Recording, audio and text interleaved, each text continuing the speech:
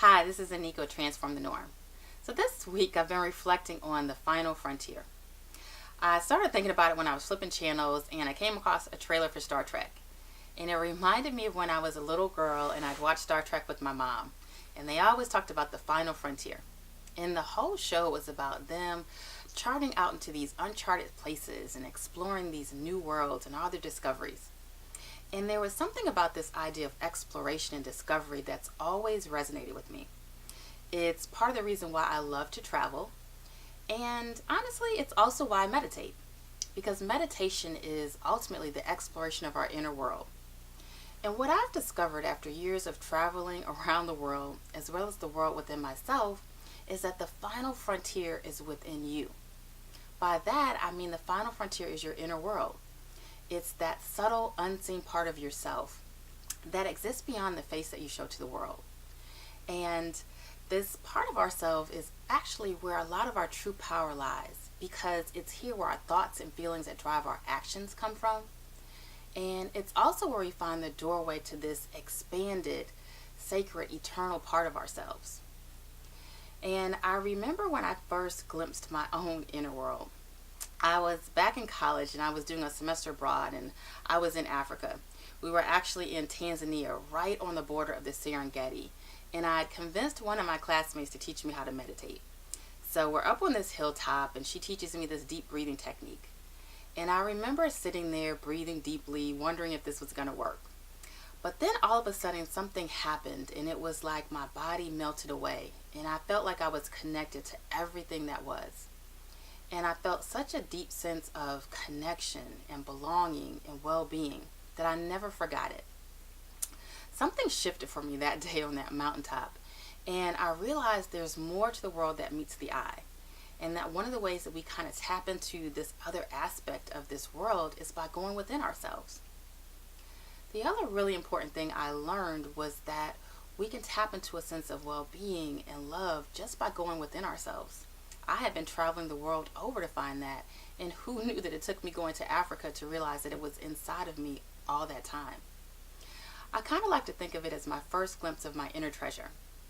So inner treasures are states of being like joy and clarity and love that emanate from within us that bring greater value and meaning to our life. So part of what makes a treasure so valuable is the fact that it's hard to find. A lot of times it gets buried underneath some things and you kind of have to work for it. And the same is true of our inner treasures. Inner treasures can be really hard to find. First off, most of us are looking for our inner treasures outside of ourselves. And that's because we've been led to believe that the source of things like joy or wisdom or love are located outside of ourselves. I think that's why that mountaintop experience was so impactful for me, because I realized that I could tap into a sense of well-being and connection by going within myself.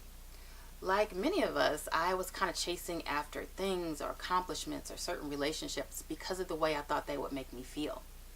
And when I had that experience of really tapping into that sense of well-being within myself, I realized that by going in and focusing my mind inward, that I didn't have to rely on something outside of myself. And that's really powerful when you think about it. I mean, think about how much time we spend chasing after things because of the way we think it'll make us feel. Take love, for example. I think when we're younger, we're kind of led to believe that love comes from outside of ourselves, which makes sense. We have love of parents, family, friends, and then hopefully the love of a partner. And trust me, those can be wonderful sources of love, and I'm certainly not denying that. But what I am saying is that that's not the only source, because there's also things like self-love or the love of the divine. But the way that we learn how to tap into that is by going within and using our mind, and also learning how to move beyond some of our stuff as we do that. And that kind of brings me to the second reason why it can be really hard to find our inner treasures, because it can get buried underneath our stuff. So I kind of like to think of our stuff as those limiting beliefs and ideas, those unsettling and painful emotions that we haven't resolved. And our stuff can show up as that little voice in the back of our heads that says, I'm not good enough, or I can't accomplish that, or I'm too young, too old, too this, too that. It can show up as depression or worry. Trust me, we all have stuff. The question is how much stuff and how well we manage it. And that's one of the big challenges as we go within and start to explore our inner world, because eventually you're going to come face to face with your stuff. And this can be challenging because it's here that we really have to face those parts of ourselves that we often do anything to avoid. And as you kind of go into that inner world, or anytime you're exploring something new, you're going to discover some different things. Some of them are going to be really beautiful and amazing, but you're also going to face some challenges. And it's no different when we explore that final frontier of our inner self. And as we're trying to find those inner treasures, it can be easy to kind of get lost in some of our stuff and some of that inner turmoil that can kind of come up with that. And the key is not to get stuck in it. And I think this is why it's helpful to kind of have a map. Throughout history, there's been many ancient traditions that have left us a roadmap for how to navigate our inner world.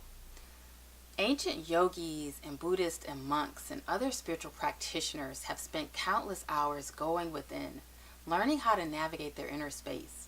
And they've left us some invaluable wisdom and guidance that's been embedded into different spiritual texts and stories, as well as mind-body practices like yoga, meditation, qigong, just to name a few. And a common theme that you'll find in many of these ancient traditions is that there's this vast potential that exists within us. This potential for joy, for meaning, for purpose, a potential to create what it is that we want to create in the world. But potential is just that, it's potential, unless we learn how to tap into it and to realize it in our life.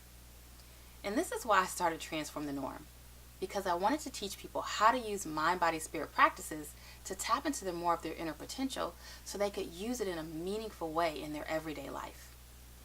And at Transform the Norm, we use a 3-step process. It starts with tune in. So tune in is all about getting still and directing your awareness inward. Turn on, which is all about activating your inner resources and your inner power. And lastly, live up. This is about living your unlimited potential. And this is where we learn how to integrate those mind, body, spirit practices into our everyday life so that we can live from this more expanded space. But it all starts with tuning in, by learning how to go into that inner world, to adventure into that final frontier of your inner self, to explore the potential, to tap into that, to discover those inner treasures that are awaiting within you. So I invite you to tune in, to take that time and that moment for yourself. I actually have come up with this 3-day tune-in challenge, which I invite you to take, where it helps you to kind of get into the practice of learning how to go within. If you want to learn more, check out the notes section below. And until next time, tune in, turn on, live up.